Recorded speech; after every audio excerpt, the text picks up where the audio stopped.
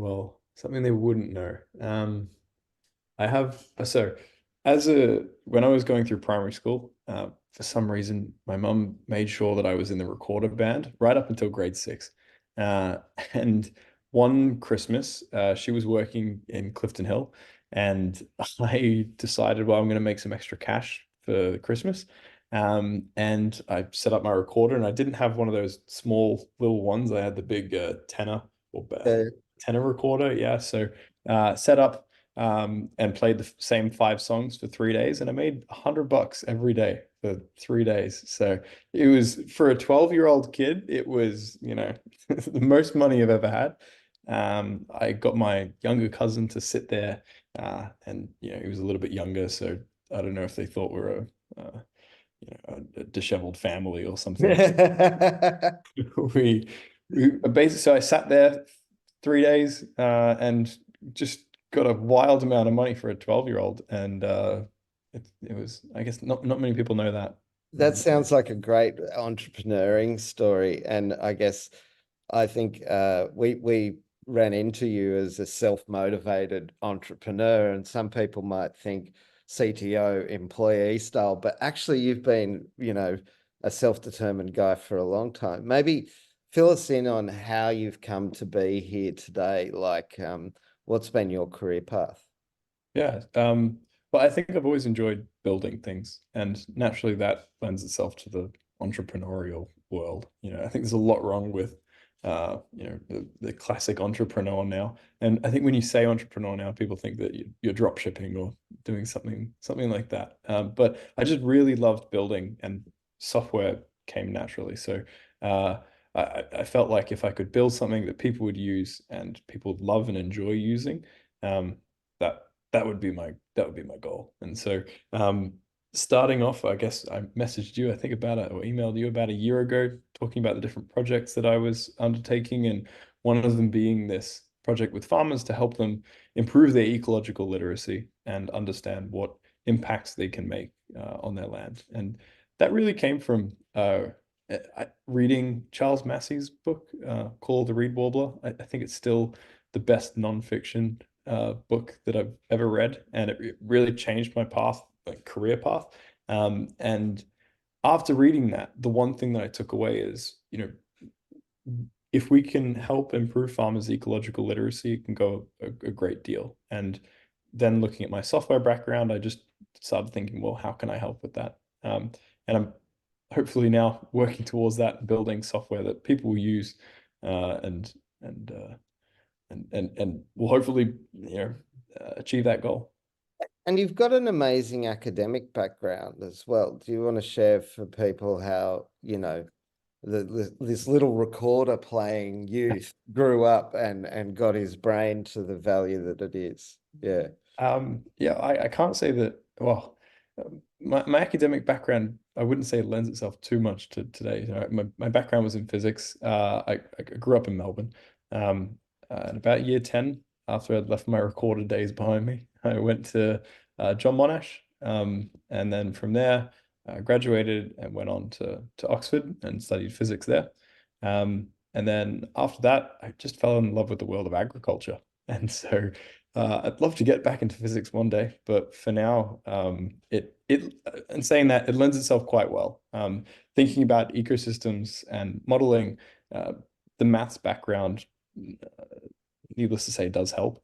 Um, but directly, I can't say I'm doing too much physics day to Yeah, day. no. Well, as you say, it's about first principles, and there's something about the physics brain and the engineering brain that lends itself to good technical development, right? And Absolutely. got that sort of left brain, right brain thing going on. And I don't want to characterize you as all left brain because you do some pretty creative things. Do you want to talk through your 3D printing and various things that you've Oh been yeah. up to? Well, part of the ideas that we were talking about is, how can we make the interventions that farmers can make more tangible? How can we visualize them, whether that be on the web or in person? And so one of the things that I think we're trying to do in the coming months is 3D print landscapes, but with the terrain mold it in. And if we can do that, it helps visualize hydrology. It helps visualize where interventions might be most suitable, and also your sphere of influence. So, given your farm, who are the neighboring or where are the neighboring lands that are influencing your farm, and who are you influencing? That's a really important when we're talking about landscape scale interventions. Um, Beyond 3D printing, I had a crack over lockdown building my own drone. It's had a few flights, only one of which we could probably deem as successful. Hey, the Wright brothers only got 120 feet, right? And it's still flying, you know. Yeah, I can't say I got much further than that, but it's still a passion project, and I've got to wheel it out from the garage soon, like chitty chitty bang bang. So And it's not just in the creative things. So, with respect to technical, you're the only guy I know who's like rearing his own seeds and things and propagating seedlings. Tell us about that. yeah, so over through our work with the boxgum grassy woodlands restoration, I was looking at the keystone species in that environment, and there's roughly three. One of them, white box, is really difficult to find seedlings and say like native stock to plant.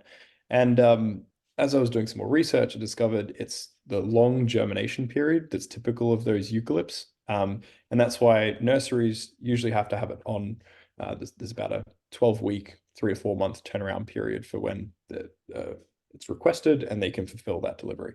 And so I started thinking, how can we speed up that process? So if there's a farm that needs to get a planting done by a certain time, and eucalyptus are germinated by light.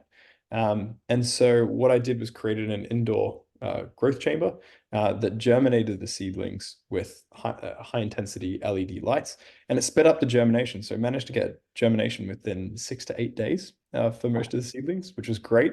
Um, and then I was testing when the optimum time is to move from an indoor growing setup to outdoor, and then for them to be sun hardened.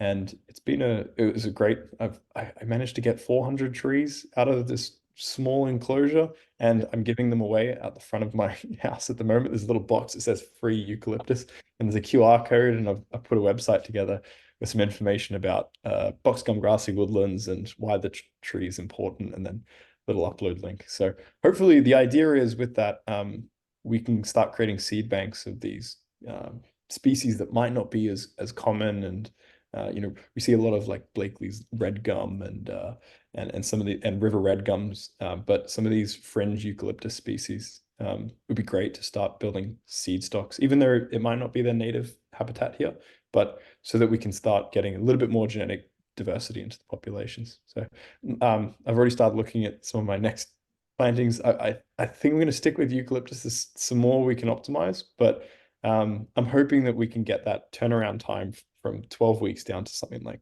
6 weeks. I mean, I want a CTO who, in his spare time, is thinking, how do we increase the germination speed and success and biodiverse genotypes? That's what we want as members, is people who can represent our interests, but bring specialist skills. If I can get you to think, or well, talk to the membership maybe about what are your plans over, the next 6 months and then the next sort of 3 years with respect to development, and what should they be on the lookout for that Mhm. makes you excited? Yeah.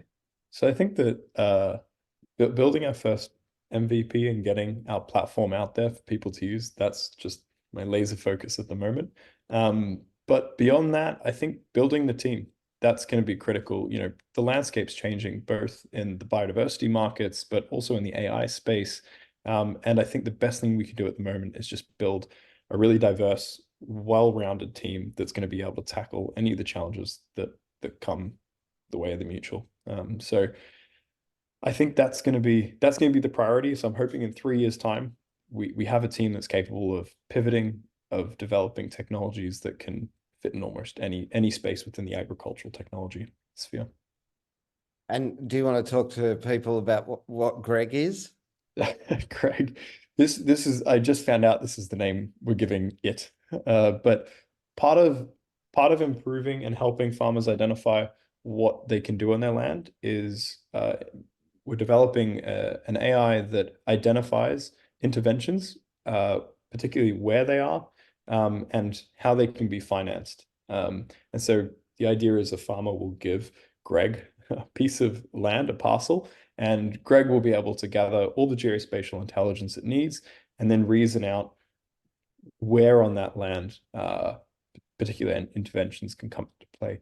Um, Obviously, Greg needs data to be trained, and so this is still going to be a year off before a good release, but it's something we're looking forward to in the future. And the idea is it'll lower the activation energy for farmers and really any land manager that wants to be involved in intervening and introducing sustainable practices on their land. So if they can visualize it, if they can understand what financing is available, then they're more likely to adopt. That's awesome. And in 3 years' time, what do you hope that the technology is supporting our members to do? Yeah, I think the egg that I'd love to crack is the supply chain traceability side of things. I think there's a lot of so biodiversity credits, green loan financing, all of that is a single step. So farmer to then the next person down. What I'd love to do is work on then the entire supply chain. So farmer processes, let's say beef onto the feedlot, onto the processor, and then eventually to the buyer.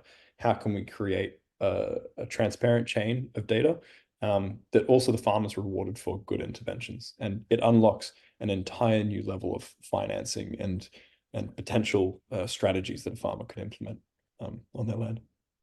Awesome. Um, I mean, last question, and then I'll let you get back to work. But uh, what do you see as the biggest reason for members to join the mutual, Yeah, or potential members to become actual members? Yeah. sure. I think it is going to be around understanding what other financing opportunities that they have. If uh, Yeah, I think it's going to be understanding what financing opportunities are available to them. There might be opportunities that they didn't know about.